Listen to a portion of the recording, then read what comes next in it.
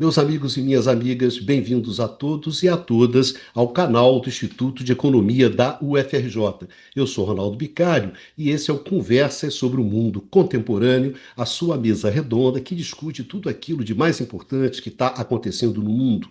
No programa de hoje, no Conversas de número 101, nós vamos continuar conversando sobre o conflito entre o Brasil e os Estados Unidos, entre Trump e os governo atual, enfim, o pau está comendo e a gente vai continuar nessa discussão. Nós trouxemos aqui, num programa passado, trouxemos justamente o Francisco Teixeira para ajudar a gente a entender o que estava acontecendo na guerra entre Irã e o Israel. Então, nós vamos repetir a dose e vamos hoje trazer uma outra pessoa, que é o Luiz Macaíba, para ajudar a gente a entender o que está acontecendo no embate entre Brasil e Estados Unidos, e principalmente a dimensão financeira, desse embate. No fundo, como é que os Estados Unidos pode acertar a gente nessa dimensão e como é que a gente pode se defender disso nesse embate, que é um embate muito pesado.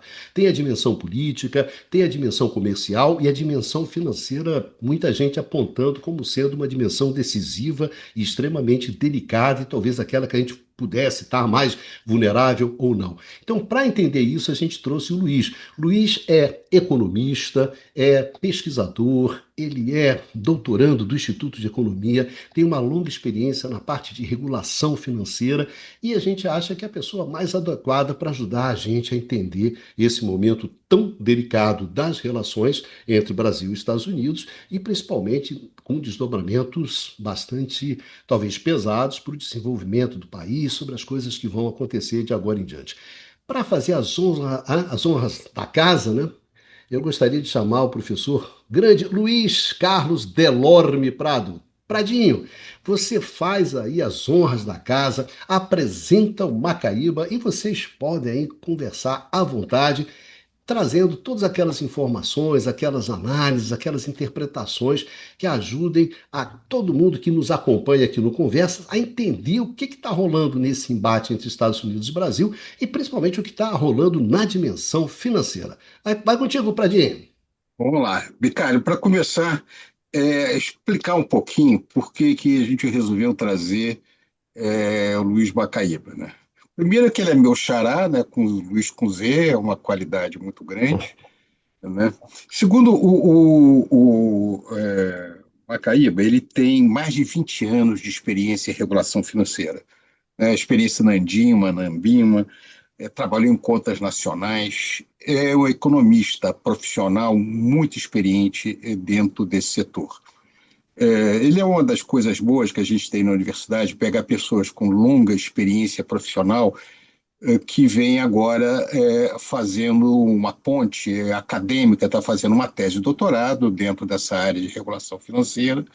Eu tenho o privilégio de ser orientador dele, então é uma coisa, acompanho o trabalho e ele é uma pessoa que tem essa ponte, conhece a parte prática e tem uma formação, reflete sobre isso daí.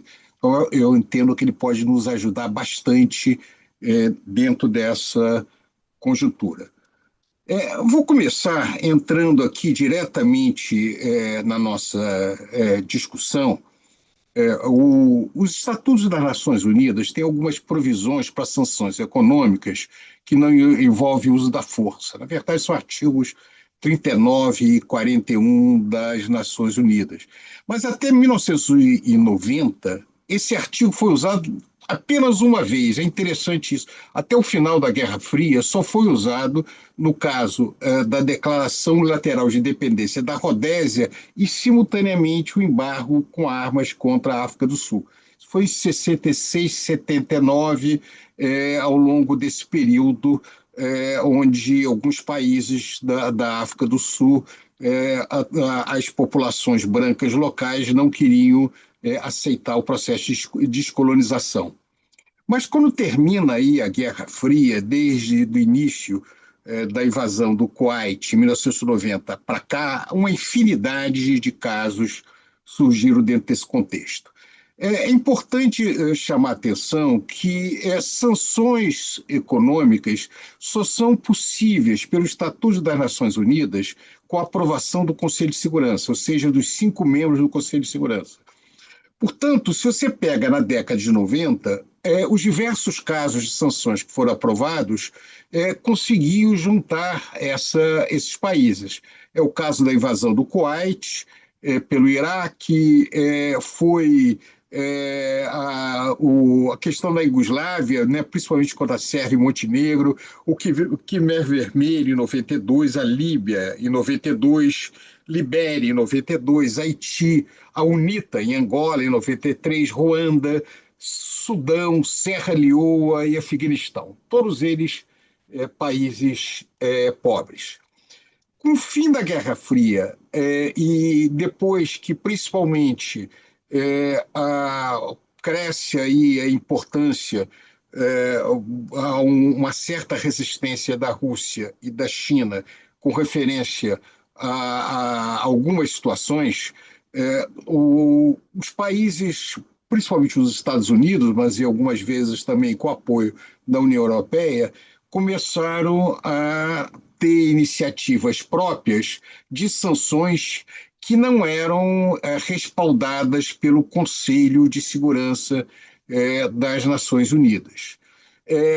Observe que os Estados Unidos, mesmo antes de 1990, ele mantinha algumas sanções, como no caso de Cuba, contra alguns países muito ainda, que eram, na verdade, sanções unilaterais, mas que se mantiveram à margem disso. Agora, nas últimas décadas, o tipo de embate que tem sido usado, ou a sanção mais pesada que tem sido usada na política externa, é aquilo que um trabalho de um colega nosso, o Hernani Torres Filho, chamou de bomba dólar. Como o dólar é usado majoritariamente nas transações financeiras internacionais e é a moeda de reserva, quando se impede que as transações sejam feitas passando pelo dólar, isso tem consequências muito graves para as operações financeiras dos países. Observe que até 2001, os bancos internacionais e a rede SWIFT, a rede SWIFT é um sistema feito pelos bancos centrais dos países industriais avançados que funciona como um mecanismo que permite a transferência de reservas entre os países, né? As transações financeiras internacionais são normalmente feitas através do sistema do SWIFT, que opera um pouco como uma espécie de uma câmara de compensação, movendo uma imensa quantidade de divisas entre os países.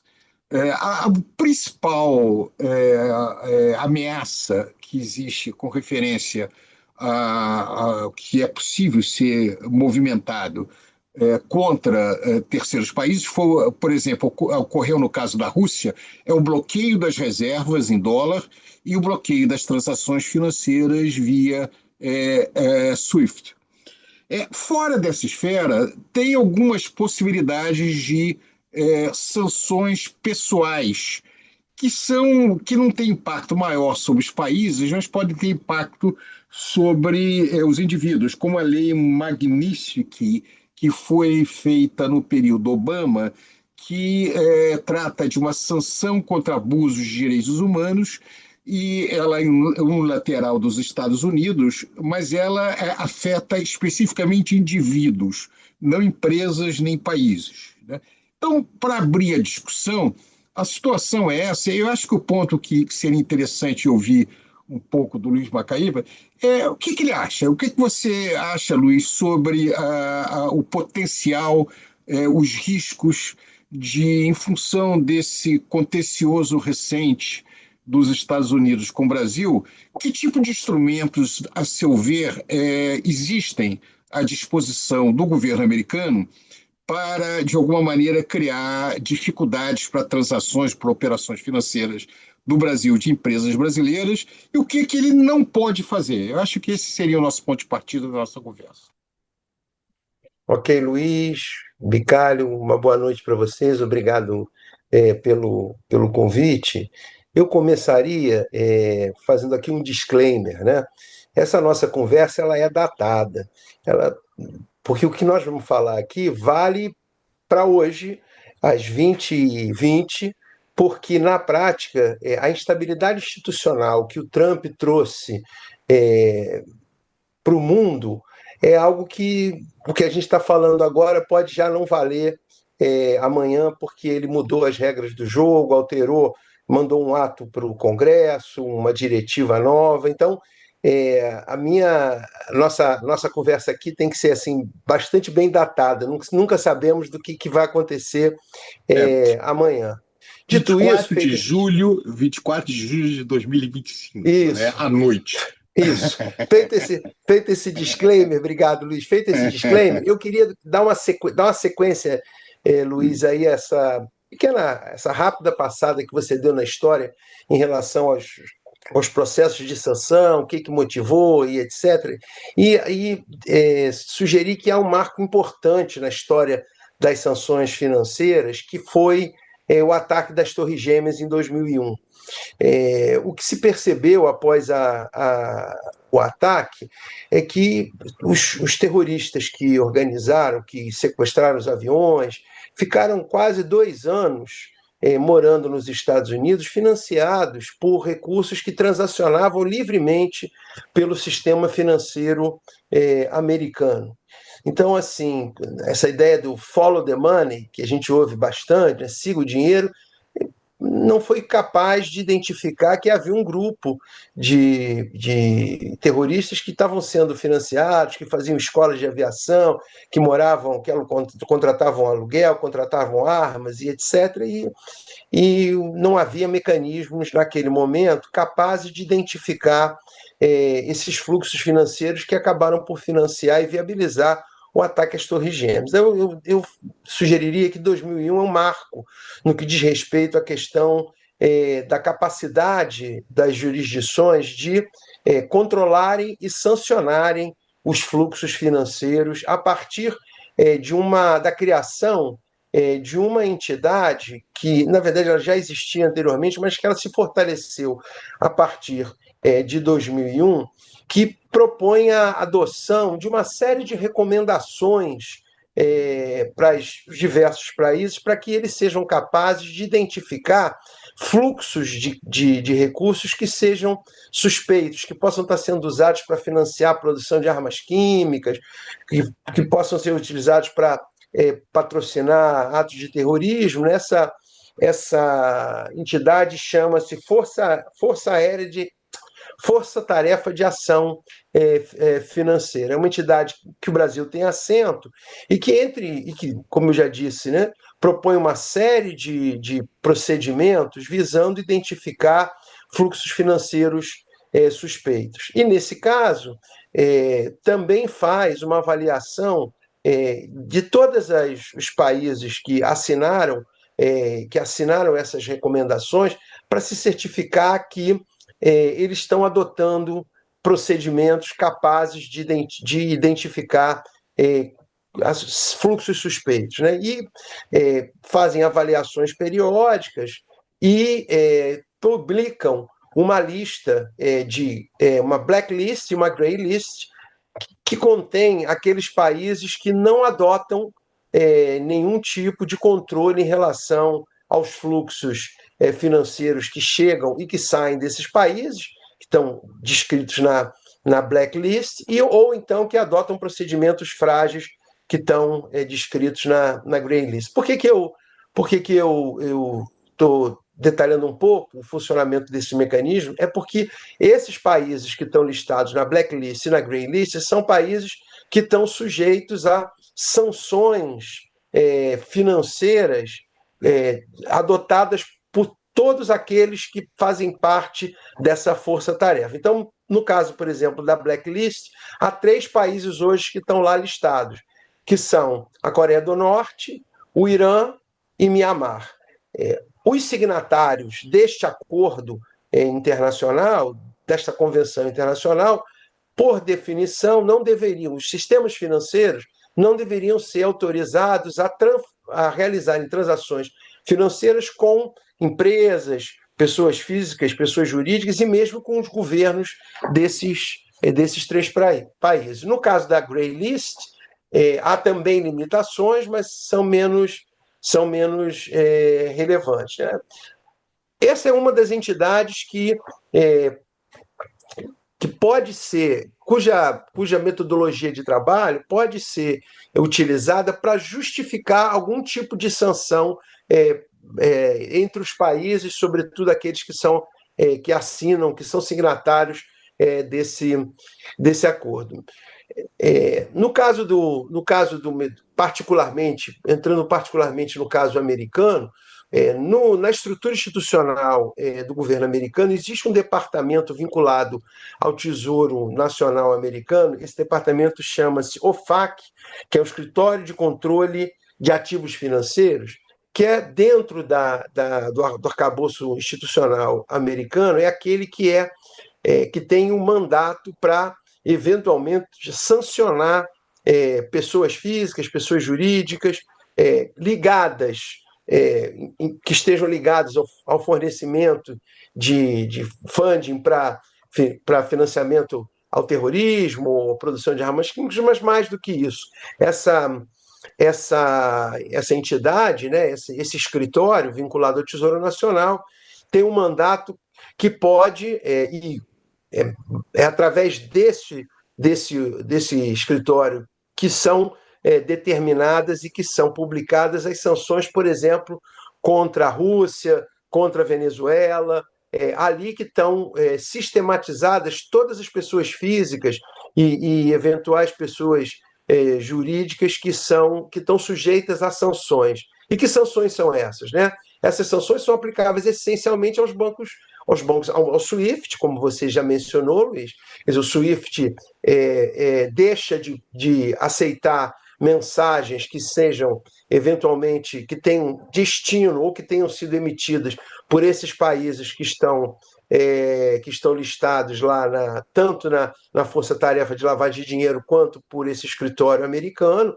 Então, tanto o SWIFT, portanto, eles saem do processo de liquidação internacional de transações entre jurisdições, de um lado, mas também são sanções aplicáveis a nações, como é o caso da Rússia, ao ver dos Estados Unidos, que adotam procedimentos contrários aos direitos humanos, que invadem outros territórios e etc. Então, há uma estrutura existente internacionalmente e há uma estrutura específica, no caso americano, capaz de comandar as sanções as sanções financeiras aplicáveis aos países que, de alguma forma, tenham financiado, por onde tenham saído recursos visando financiar o terrorismo, visando financiar a produção de armas químicas, e mesmo que estejam invadindo outros países, como é o caso da Rússia. Então, existe... Quem decide isso, Luiz? Isso é importante entender. Como é que é o processo decisório das sanções? Nesses casos, o processo fica todo restrito ao executivo americano.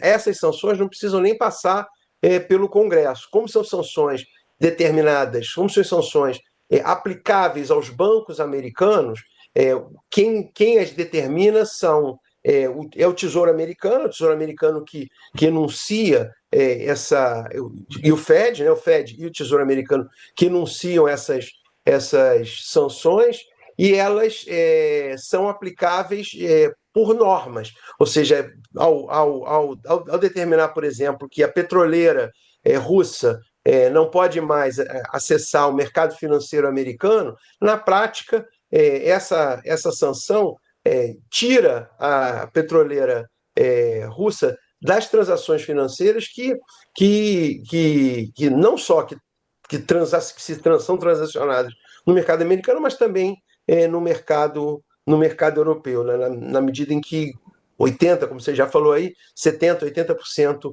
das transações financeiras comerciais e as transações financeiras de mercado são, de alguma forma, indexadas no dólar. Tá certo? Então, é, essa determinação está a cargo, vamos dizer assim, do executivo americano, e quem os operacionaliza é o Tesouro através desse escritório que é vinculado ao Tesouro, que se chama Escritório de Controle de Ativos Financeiros. Então, assim, se você entrar, né, no site dessa instituição, que se chama OFAC, OFAC, você encontra lá a lista de todos os países, de todas as pessoas físicas e jurídicas que, de alguma forma, estão sujeitas a uma sanção financeira determinada pelo Tesouro americano. Então, isso é um lado da conversa. Tem um outro lado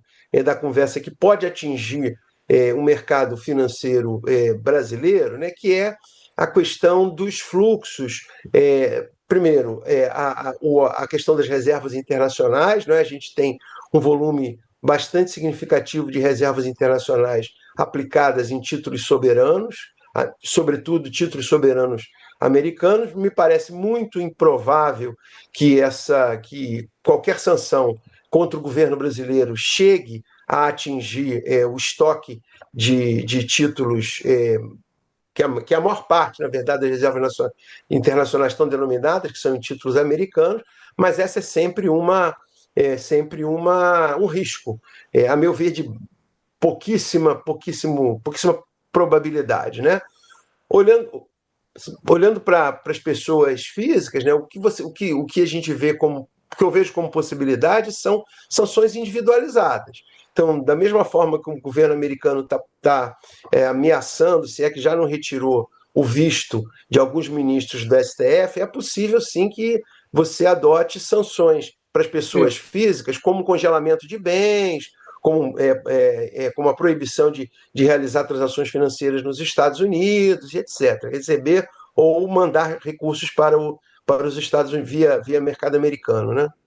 Isso você tem essa lei que eu tinha me referido, é Magnitsky, que é uma lei que dá muita autonomia, mas o impacto dela é meio limitado. Na verdade, é impacto em cima do mercado americano e pode dificultar o uso de cartão de crédito, como Visa, Mastercard, etc.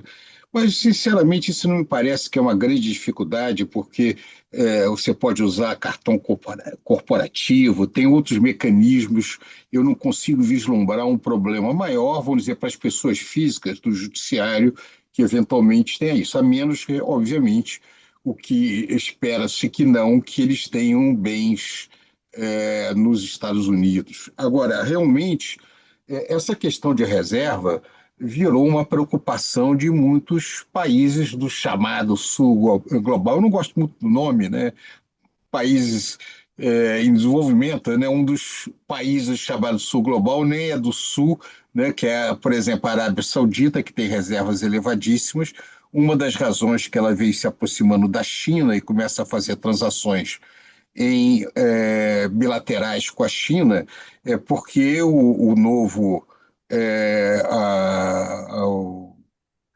que seria o príncipe herdeiro, provavelmente o próximo rei da Arábia Saudita, teme que em algum momento os Estados Unidos resolvam mudar a política no que se refere à Arábia Saudita e depois do precedente da Rússia, qualquer um país pode ter suas reservas congeladas.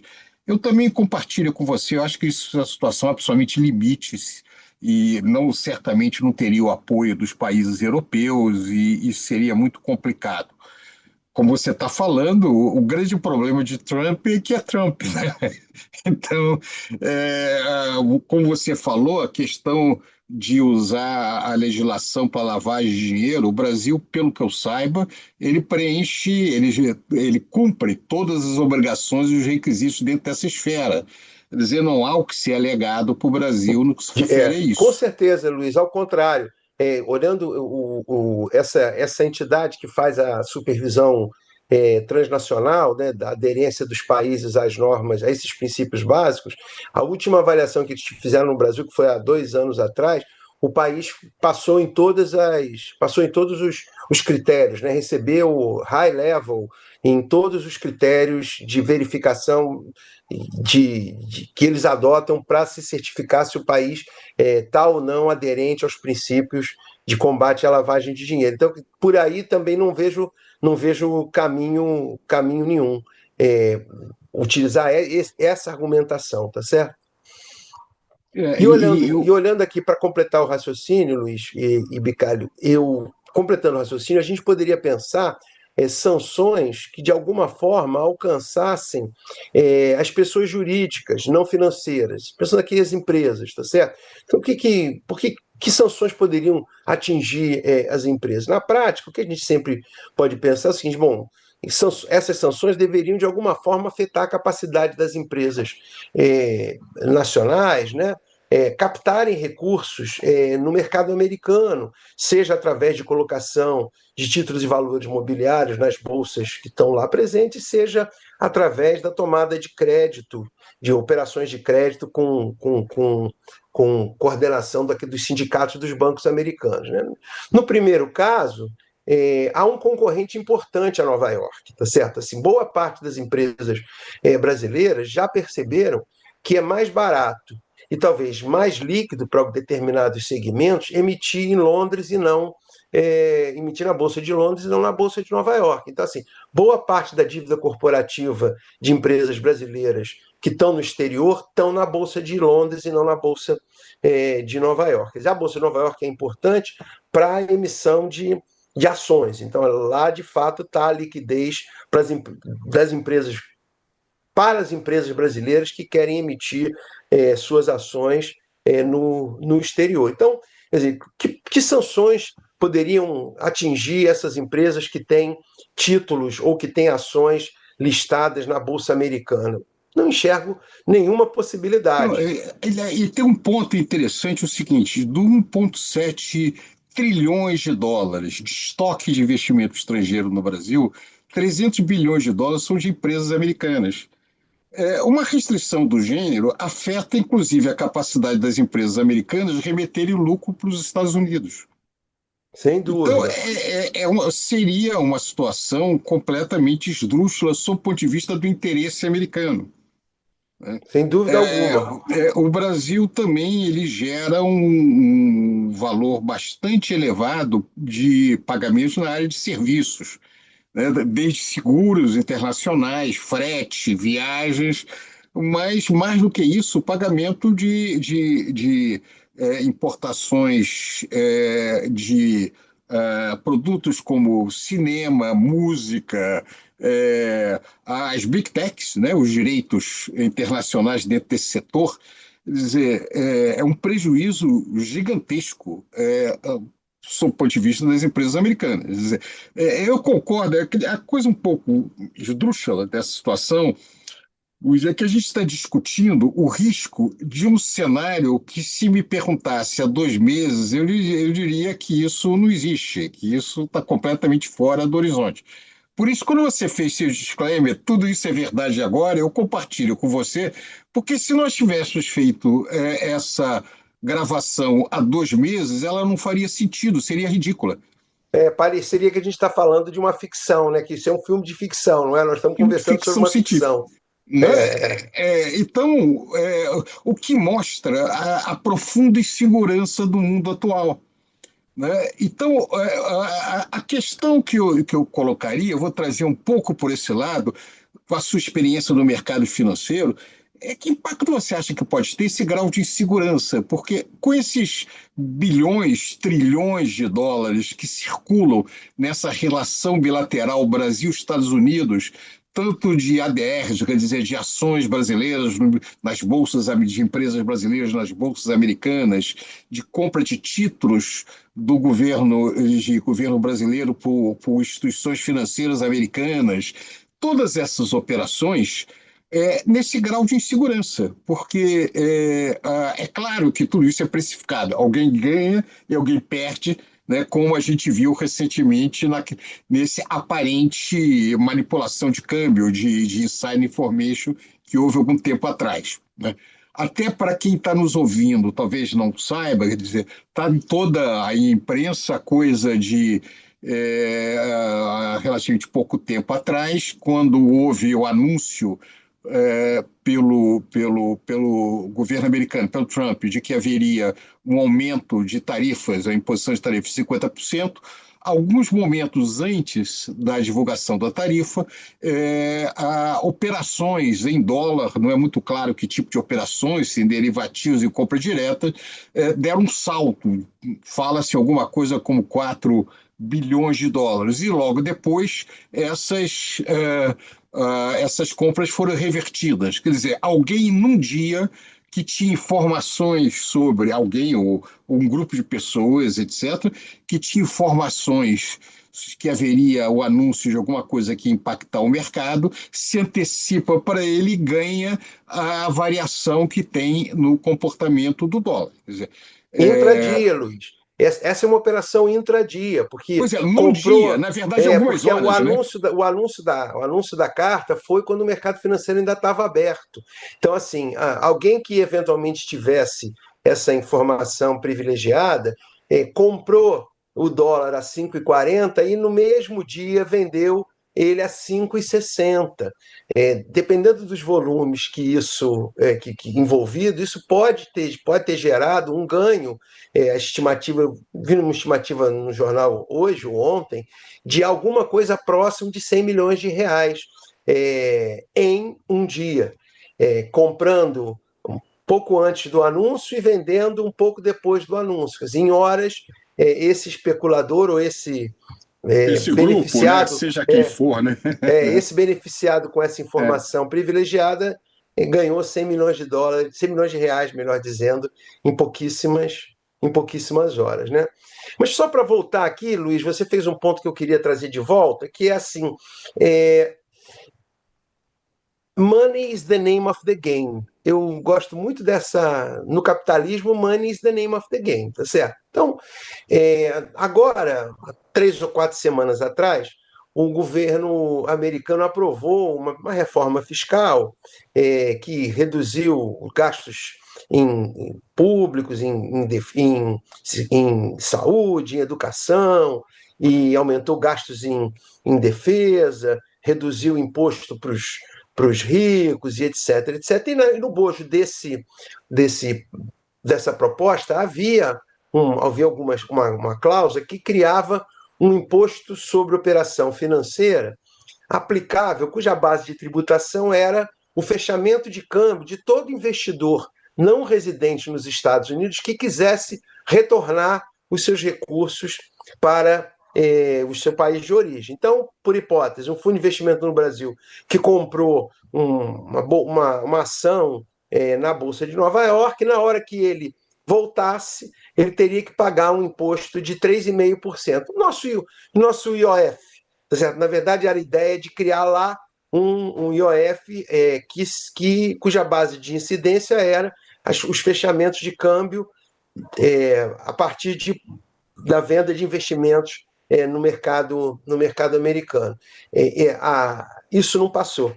Assim, mesmo com a força que o Trump tem no Congresso, essa medida não passou. O que significa dizer o seguinte, quer dizer, o capital financeiro tem capacidade de mobilizar os lobbies, tem capacidade de alguma forma, conter um pouco das instabilidades que são típicas desse governo, tá certo? Então,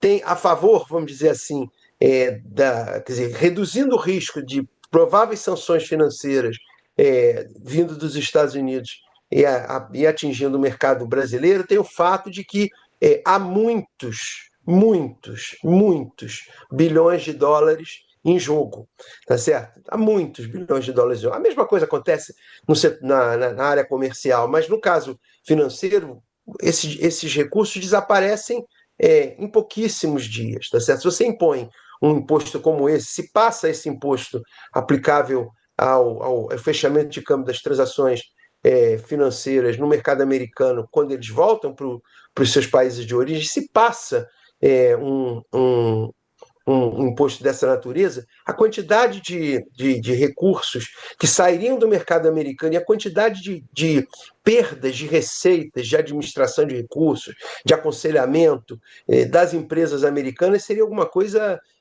inimaginável, tá certo? Então, o capital financeiro tem bastante força, tem bastante lobby, e acho que provavelmente está atuando para tentar conter a adoção de eventuais mecanismos de pressão que atinjam os fluxos financeiros Brasil, Estados Unidos, Brasil. Essa é a minha percepção. E eu esqueci de comentar, só dando um passo atrás, Luiz, já te devolvo a palavra, eu me esqueci de comentar que também no âmbito das relações entre o Tesouro Nacional e o Tesouro dos Estados Unidos, o Banco Central americano e o Banco Central brasileiro, eu queria, acho que vale a pena comentar que o Banco Central do Brasil tem um acordo de swap de liquidez com o Fed, né? Através do qual o Banco Central brasileiro pode, através de uma operação chamada operação compromissada, né, receber dólares do Fed e, como lastro, entregar títulos públicos americanos. Tem essa possibilidade, que é como se fosse um seguro, na hipótese de haver algum tipo de ataque contra o real, que haja uma corrida por demanda de dólar. Então, esse mecanismo existe, é um mecanismo que está na esfera do Fed e na esfera é um acordo entre o Fed e o Banco Central do Brasil, da mesma forma que existe entre o Banco Central do Brasil e o Banco Popular da China. O Banco Central da China também tem um acordo que eles chamam de swap de moeda, no caso do Banco Central brasileiro com o Banco Central chinês.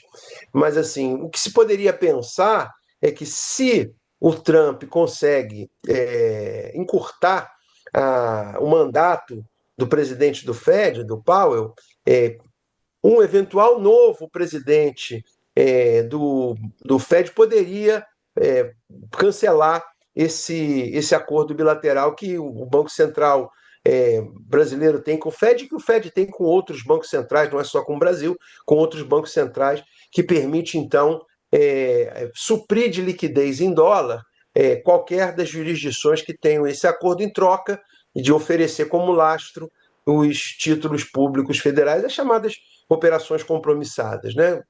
Na volta, na ida, o Banco Central brasileiro recebe dólar e entrega títulos de garantia, e na volta, o Banco Central recompra os títulos, recebe os títulos de volta e devolve os dólares ao Fed com uma taxa de juros, evidentemente, embutida nesse processo. Então, esse seria, talvez, mais um caminho potencial que pudesse, de alguma forma, atingir a relação bilateral do ponto de vista financeiro entre o Brasil e os Estados Unidos. Mas também aqui vejo pouca possibilidade. Primeiro, que precisa trocar o presidente do Banco Central americano, o que o Trump está tentando. A gente sabe que ele tem feito incursões contra lá o Powell, na medida em que ele acha que a taxa de juros nos Estados Unidos está muito elevada e que deveria ser reduzida. Mas me parece improvável que ele tenha êxito em conseguir retirar o Powell, e mesmo que tenha êxito, caso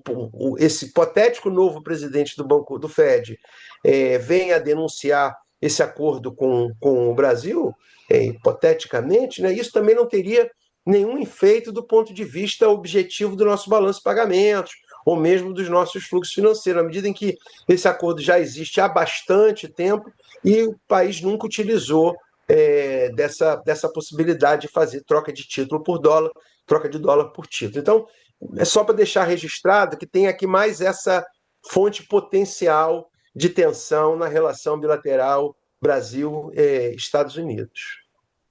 Luiz, só um comentário. Eu ia pegar pelo final da questão do presidente do Fed, que tem mandato e O correspondente ao CAD no Brasil, né? O CAD é o órgão no Brasil que trata de controle de poder econômico, cartéis, etc., que é o FTC, americano, Federal Trade Commission. Tal como o Brasil, os seus conselheiros, né? Eu fui conselheiro do CAD durante 4 anos, tem em tese estabilidade da função. Apesar disso, o Trump afastou dois conselheiros, dois commissioners, né, o Álvaro Beiola e a Rebecca Kelly Sloan, o que é um espanto, é um espanto. Dizer, como se diz, tem algumas ações do Trump que são completamente fora da casinha dos Estados Unidos, quer dizer, fora da tradição americana. A lei, o nome da lei que foi colocado é um pouco irônico, né? Big Beautiful Bill, né? É A isso. grande, bonita lei. É, Era o, nessa lei que estava prevista a introdução desse imposto sobre operações financeiras que acabou não sendo aprovado. É nessa lei pois, aí. pois é, ela diz que é a maior corte de impostos da história americana, né? Embora você pegue a divulgação da Casa Branca, diz que vai beneficiar principalmente as famílias mais pobres, toda avaliação é que quem ganha mais são os mais ricos. Tem também uma previsão de aumento muito grande do número desses oficiais do ICE, desse órgão federal que os caras aparecem de máscara para pegar imigrantes na rua. Vai ter uma grande expansão, vão contratar milhares desses caras para aumentar o patrulhamento. Ele vai cortar gastos na área de Medicaid, de ajuda à saúde, que já não é lá essas coisas nos Estados Unidos. Ou seja, você tem um número muito grande, milhões de pessoas nos Estados Unidos não têm nenhuma proteção à saúde. Essa lei vai reduzir ainda bem mais. E, além disso, ela bloqueia o uso da Medicaid por imigrantes ilegais, né? Ou seja, todas aquelas famílias que estão há anos nos Estados Unidos, mais crianças, nós estamos falando de milhões de pessoas, não terão qualquer acesso à proteção em situação de saúde. Aí fora aquelas questões tradicionais de aumenta gastos militares e proteção, etc.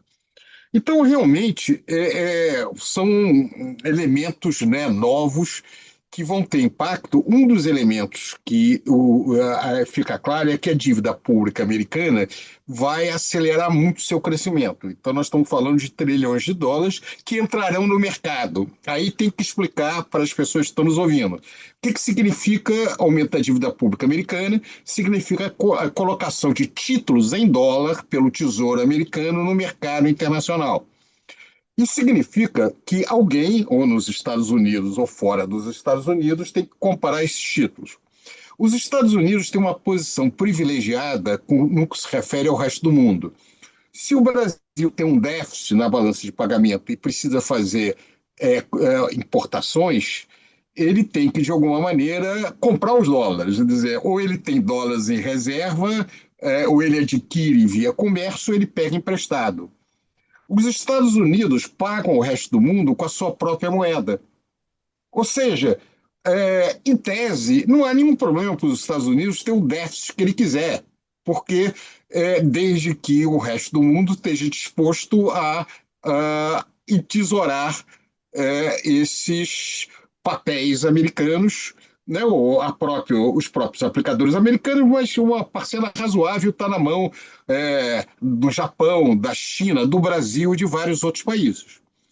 Agora, qual é o problema? Na medida em que fica cada vez mais arriscado ter reservas em dólar, os países começam a buscar alternativa.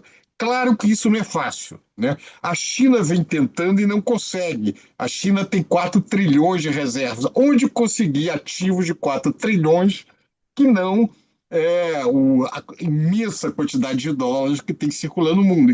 Então não é fácil fazer essa migração, mas que agora isso vira um problema. Quer dizer, o mero fato da gente considerar, Luiz, o risco, embora profundamente improvável, de segurar as reservas de um país como o Brasil já é suficiente para que o Brasil tenha uma política de diversificação.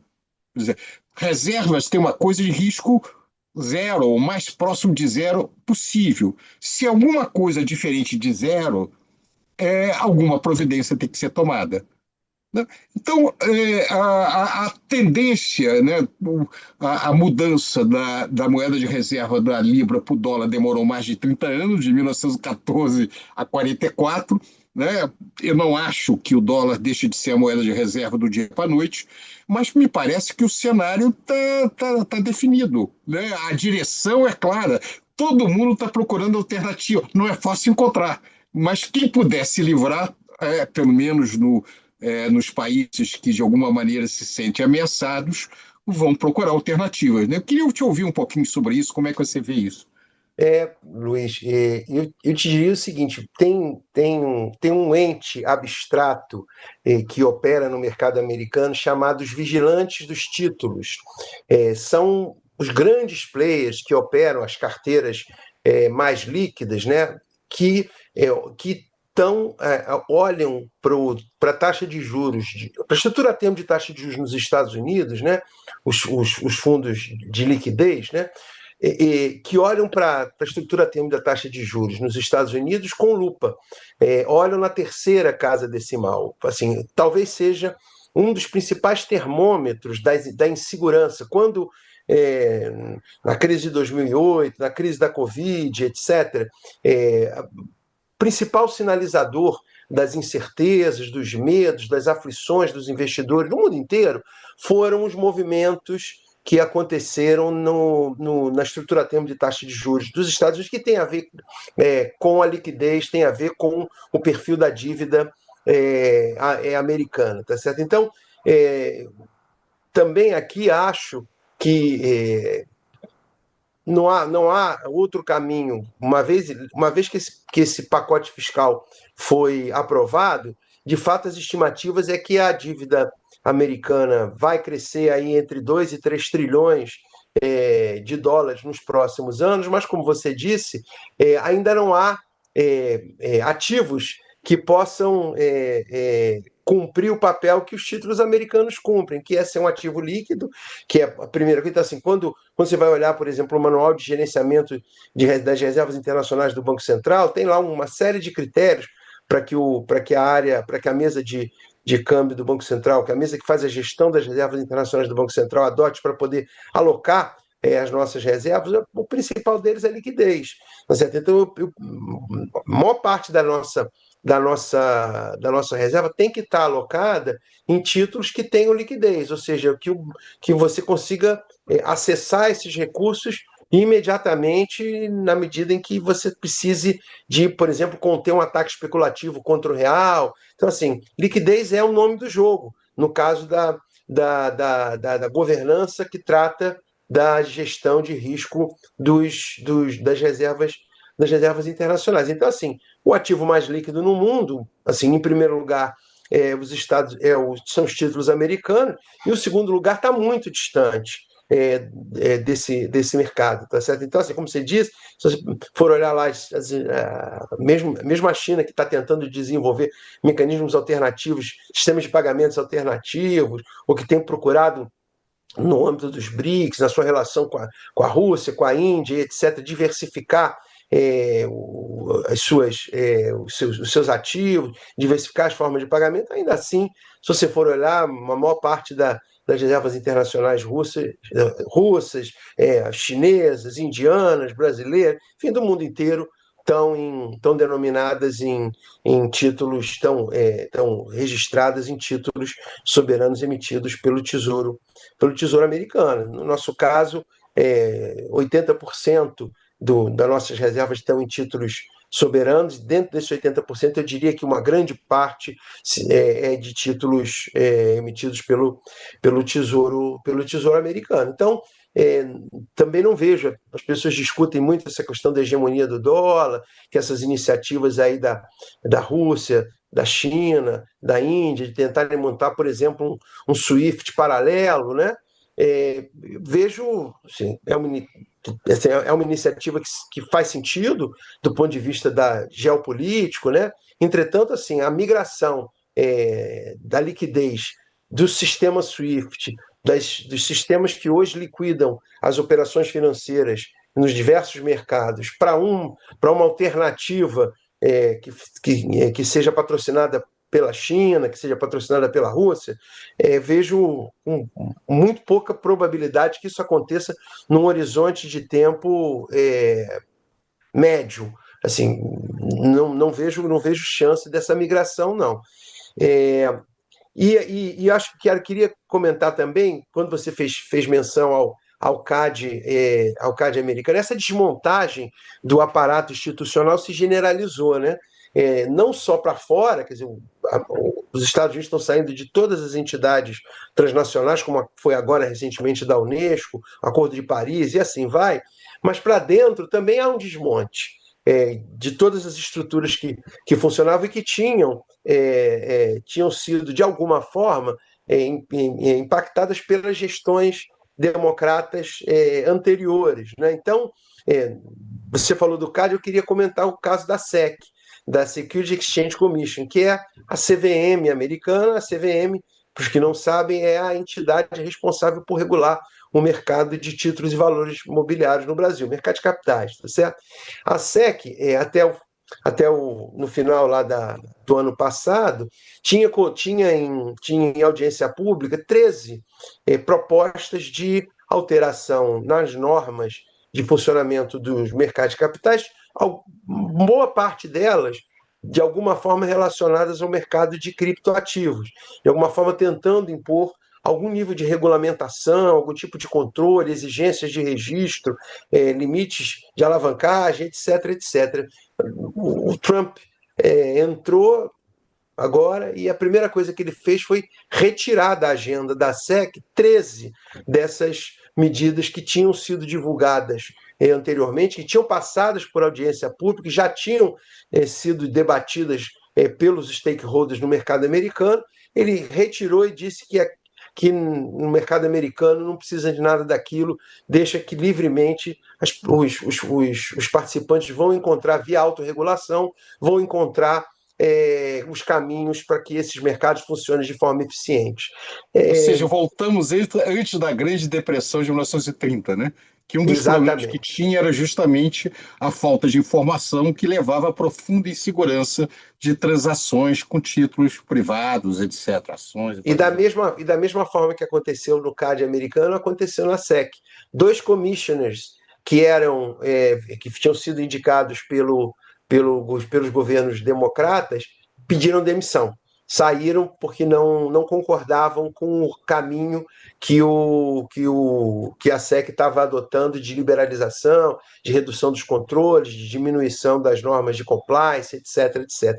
Então, assim, esse desmonte, por isso que o disclaimer inicial faz todo sentido a gente voltar a ele, quer dizer, esse desmonte é progressivo e a gente, de fato, eu não consigo pensar aonde que isso vai parar. Então, assim, a gente tá discutindo aqui, por exemplo, uma coisa que parecia improvável há poucos meses atrás, a possibilidade de que o presidente americano destitua o presidente do Fed. Uma coisa assim, toda a discussão de política monetária, toda a discussão Desde que de, foi de, criado, nunca houve isso na história Pois é, americana. nunca houve, e assim, e uma das coisas que está na sustentação das políticas de metas de inflação, etc., é certamente a credibilidade e autonomia do Fed, né? Então, assim, parece que a gente não está vendo o que está acontecendo. Por isso que acho que tem mesmo que a gente. Daqui a pouco a gente volta a se encontrar para dizer o seguinte: olha, aconteceu, o Powell foi Pois é, demitido o e o. impossível acontece, né? O impossível. Exatamente. Luiz, deixa eu voltar um ponto seu, a questão de transações com outras moedas e etc. Eu acho que a gente tem que fazer uma separação muito grande em transações comerciais e transações financeiras.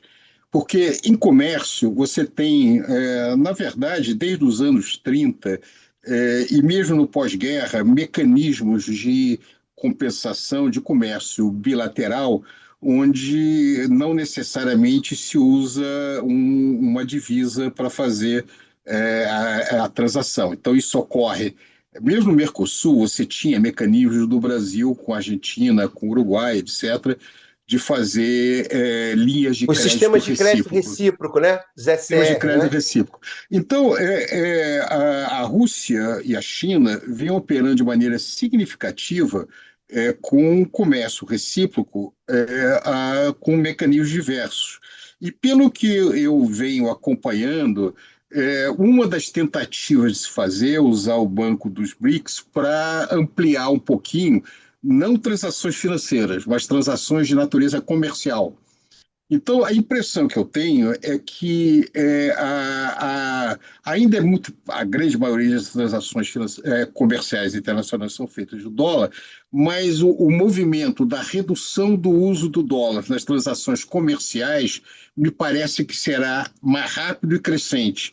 Isso é diferente no caso de investimento internacional, captação de recursos das transações financeiras, como você falou, é bem mais difícil.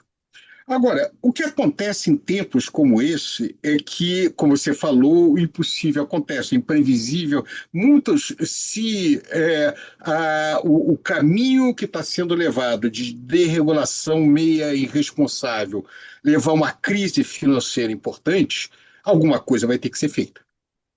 Quer Eu não dizer, tenho dúvida. Eu não tenho então dúvida. é improvável, mas agora nós saímos da situação do impossível.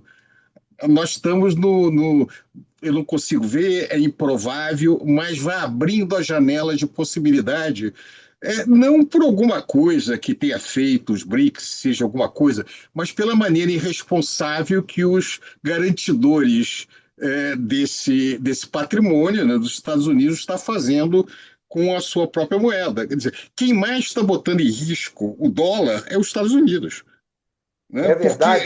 a credibilidade é fundamental, né? Como você falou, o nome da palavra é a liquidez.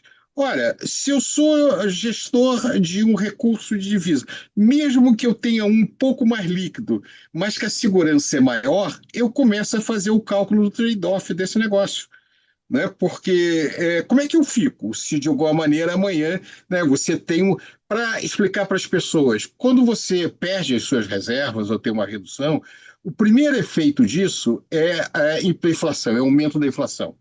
Porque o que acontece é que a moeda estrangeira começa a subir, né, o câmbio é profundamente afetado, então tudo aquilo que você importa fica muito mais caro, isso se transporta para os preços domésticos, aumenta os índices de inflação, que por sua vez fazem desvalorizar a moeda, então é um cenário que leva à desorganização dos países. O que explica a inflação elevada em países como a Venezuela, a própria Argentina, e outros países que têm inflação alta, a Turquia, tem a ver com problemas de câmbio. Câmbio é um fator muito importante para a estabilidade monetária. Então, por isso, os países são muito vulneráveis dentro dessa situação. Então, isso gera uma imensa preocupação. Agora, dito isso, eu queria te ouvir, porque o que você acha que passou na cabeça do governo americano do Trump quando resolveu atacar o Pix brasileiro, né? Qual é o mal que o Pix brasileiro, que ameaça o Pix brasileiro poderia ter esse poderosíssimo sistema financeiro internacional? Ah, isso é só balela, né? Alguém falou no ouvido lá de um assessor do Trump, e falou: olha, mantém umas três ou quatro coisas nessa carta, porque assim, eu tenho dúvida se alguém, inclusive nos Estados Unidos, fora o Paul Krugman, que escreveu um artigo agora, uns dias atrás, elogiando o Pix, né, elogiando o sistema de pagamentos no Brasil, mas fora Tem a talvez o menor Paul ideia o Krugman. que é isto. Ninguém sabe nem do que se trata, porque assim, os sistemas de pagamento nos Estados Unidos são muito atrasados, são muito atrasados. Eles liquidam em D mais 5, a gente aqui liquida em D Explica mais. para as pessoas, né? Mais 5, quando você faz uma transferência financeira, demora 5 dias para entrar na tua Com uma conta. compensação de um cheque nos Estados Unidos leva 5 dias. E aí, Explicar que eles ainda usam cheque, né? Que primeiro nenhum de explicar nós que eles tem não usam mais. cheque, usam essa coisa dinossauro que é chamada cheque, e que levam 5 dias para você. Se você recebe um cheque e deposita no seu banco, você vai ver os recursos entre 3 e 5 dias, dependendo de onde você esteja nos Estados Unidos, tá certo? Então, isso é absolutamente dinossáurico. Então, eles sequer têm ideia, a meu ver, Luiz, é que eu acho que eles não têm nem ideia do que o Pix realmente significa, tá certo? Acho que foi só alguém que buzinou no ouvido lá de um assessor do Trump para colocar o Pix na carta como mais um elemento para tentar esconder a real razão que o governo americano mandou aquela carta, né? Mas eu te diria uma coisa, Luiz, em relação ao Pix, né? Em relação a esse momento que a gente está vivendo, né? Eu Nada daquilo que está naquela carta é crível. Não tem nada daquilo ali que se possa defender tecnicamente. Então, assim, o argumento, por exemplo, no caso do Pix, é que o Pix estava roubando o mercado das empresas de gestão de cartões americanas no Brasil. O nome do jogo é competição. Se é mais É barato claro, claro. você liquidar uma transação a custo zero do que liquidar uma transação com cartão de débito que tem custo, que tem tarifa, é claro que você vai liquidar o Pix. Então, não E tem. como, e como o Kruger disse muito bem, isso é dinheiro. Nada mais é do É, que você fazer pagamentos cash. Né? é Isso nada isso. mais é que uma forma de transferência de ativos que é muito parecido com pagamento em dinheiro. Então, a menção ao Pix, a menção ao cartão de crédito, etc., eu acho que é só para enevoar. É só para, de alguma forma, um- apresentar um conjunto de questões que são absolutamente nonsense para encobrir a verdadeira razão daquela carta que ninguém, em sã consciência, tem dúvida de qual foi. Então, assim, o Pix não é nada, mais uma vez, é só um devaneio de quem quer que tenha escrito aquela carta, né? A ironia que nós temos de devaneio não tem consequência, né? Como presidente dos Estados Unidos tem, o impacto, os problemas que isso gera são muito grandes. Então, deixa eu só pegar aqui essa linha. Então, pelo que eu estou entendendo, na sua avaliação, não tem muitos instrumentos financeiros, exceto alguma aberração, que o governo americano possa fazer contra o Brasil, né? Quer dizer, como você falou, tudo é possível, mas fora uma coisa completamente numa profunda aberração, não há o que se alegar, né, para Eu te poder ter diria, alguma ação Prado, financeira, né? que no quadro institucional vigente, e as normas que hoje fundamentam os fluxos financeiros, né, que de alguma forma regulamentam a maneira pela qual os fluxos financeiros ocorrem, como eles são liquidados, as salvaguardas, as garantias, eu não consigo ver mecanismo à disposição do governo americano que de alguma forma seja capaz de bloquear a entrada ou a saída de recursos estrangeiros do e para o Brasil, do e para os Estados Unidos. Não consigo enxergar. Olha, Ademais, há um conjunto de interesses tão grandes. Quer dizer, o mercado financeiro brasileiro tem um tamanho, quer dizer, a quantidade de recursos que os gestores de carteira no Brasil já aplicam no mercado americano é suficiente para que qualquer medida do tipo tributar as saídas e etc., seja pensada com muito cuidado, porque pode significar uma corrida contra o dólar, e mesmo sendo ainda hoje a moeda hegemônica, a capacidade de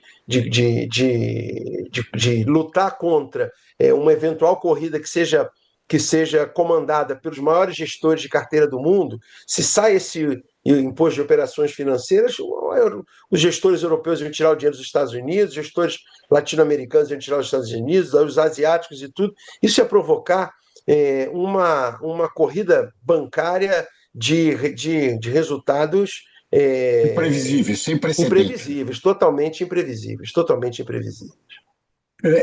Pegando isso, eu acho muito interessante, porque o cenário que você faz, Luiz, indica uma coisa interessante.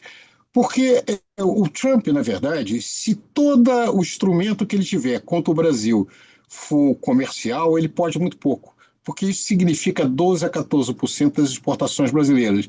Isso afeta muito o aço, não afeta as commodities. Se você não vende café para os Estados Unidos vai ter que comprar de algum lugar, ele não produz café. Então, esse lugar do que ele comprar é o mercado, significa que ele deixou de abastecer algum lugar. Então, como é commodity, esse produto vai para outro canto. Tem um custo de conversão, não tenha dúvida, mas depois você ajeita. A mesma coisa com referência a aço. Todas essas commodities você realoca. Eventualmente, os grandes prejuízos vai ser realmente na área a manufatureira. O problema da Embraer é um problema, e eventualmente VEG, quer dizer, problemas de motores, algumas coisas do gênero.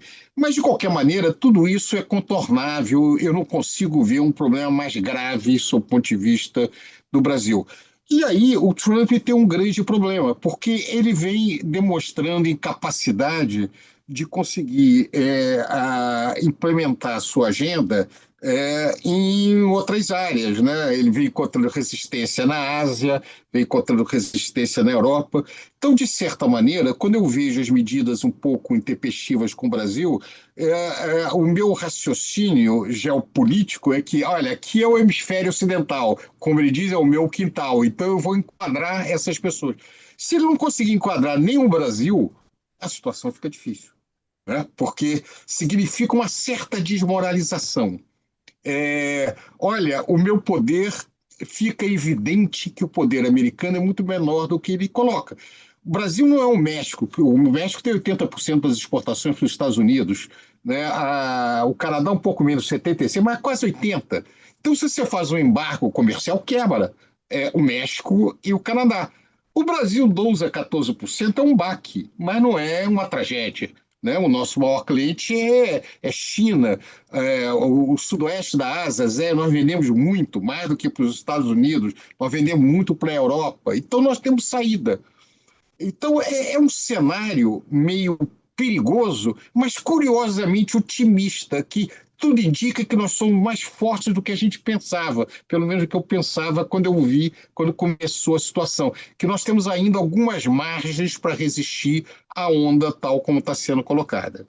Estou totalmente de acordo contigo, e o fato de que uma parte importante da nossa pauta para os Estados Unidos é de commodities, é, também nos permite adotar a estratégia de triangulação. Então, em vez de você exportar direto para os Estados Unidos a manga, você exporta para um outro país, esse país exporta a manga e está resolvido. O problema está resolvido. Parece que esse, no caso específico da manga, parece que esse que é o caminho tá sendo Café também. apontado, né? Tem o mercado mundial de café. Pois é. Então também tendo a concordar contigo que a gente na partida se assustou, acho que todo mundo se assustou, Né? mas na medida em que foi se olhando quais são os prováveis impactos, vai ter impacto aqui e acolá significativo, significa que algumas empresas realmente vão ter dificuldade de fazer a transição, mas acho que do ponto de vista macro, é, vai dar um impacto no PIB, alguma coisa, mas nada de tão relevante que seja a ponto da gente caracterizar como disruptivo ou como conduzindo a uma crise final, né? A uma crise mais grave, né? Isso aí. Bicalho, alguma questão a mais? Não, Nosso acho âncora? que vocês preencheram, né, as lacunas, né, as questões e tudo mais. Acho que e esse era um tema que havia uma preocupação, né, maior sobre, sobre as nossas vulnerabilidades, sobre os riscos maiores, né? Acho que o pessoal conseguia ver de uma forma mais clara a questão comercial, né? Essa é mais explorada, mas essa questão financeira, ela você já tem uma certa dificuldade de conseguir as informações, né, sobre essas questões que foram abordadas aqui. Então, eu gostaria de agradecer sinceramente muito, mas muito mesmo ao Luiz por ter disponibilizado um pouco do seu tempo, né? Aqui mais de uma hora conversando aqui com a gente e trazendo a experiência dele, essas informações todas sobre justamente esse tema que é um tema preocupante e sobre o qual a gente tem pouca informação. Então, Luiz, muito obrigado mesmo por você ter conversado com a gente aqui durante esse tempo.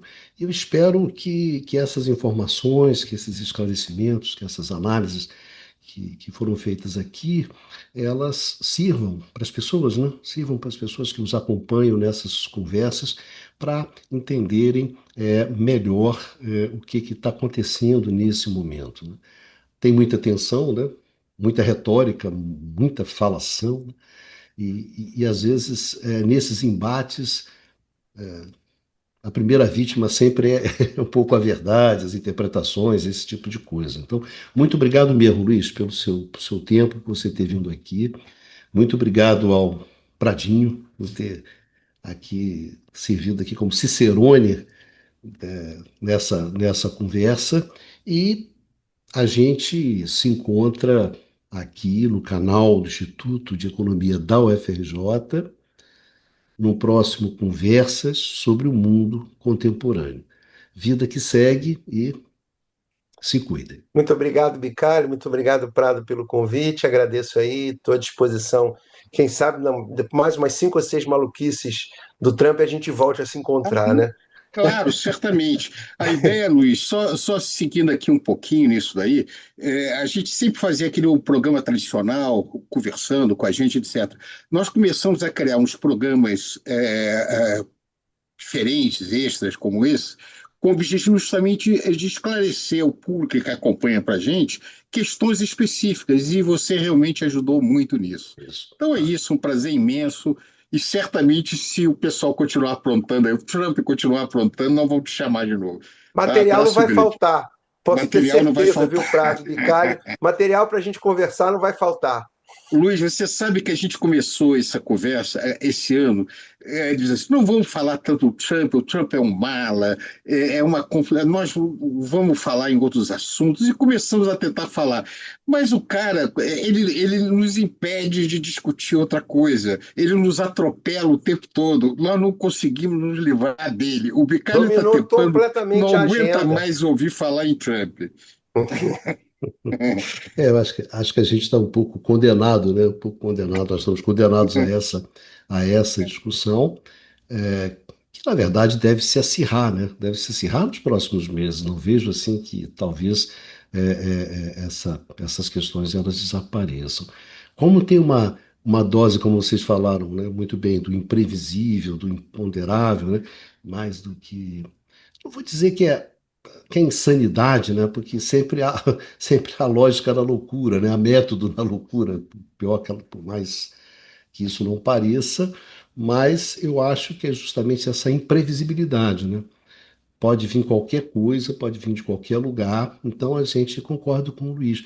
A gente pode fazer uma análise, né? Olha, na verdade, hoje a situação é essa, as possibilidades são essas, mas pode acontecer alguma coisa completamente surpreendente, inesperada, totalmente sem referência, né, sem nenhuma noção, e transformar completamente o jogo, né? Então, eu acho, Luiz, nos encontraremos aqui, né, no próximo programa É isso aí. Volatilidade é o que não há de faltar. o que não há É de... isso Volatilidade não vai aí. faltar. É isso É aí. isso aí, Luiz. É isso. Uma boa Muito noite para obrigado. vocês. Muito obrigado mais uma Obrigado, vez. Muito você obrigado a também. vocês dois, muito obrigado aos nossos amigos e nossas amigas, né, que nos acompanharam aqui nessa discussão, e a gente se encontra no próximo Conversa sobre o Mundo Contemporâneo.